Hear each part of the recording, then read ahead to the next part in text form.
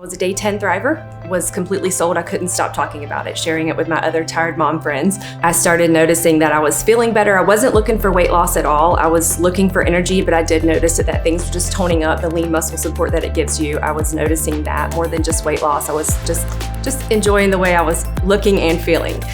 My kids immediately noticed the difference. My patience with them, they were 9 and 10 years old at the time. The snippy, mom, no. They were immediately noticing, Mom, you're being nice about this.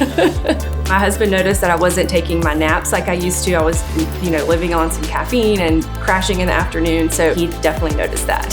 Well, he was actually a day 2 thriver, my husband was. So he was ready to order from day 2 and kept waiting for me to have that aha moment, before we pulled the trigger. So he was like, oh, so we can finally order now.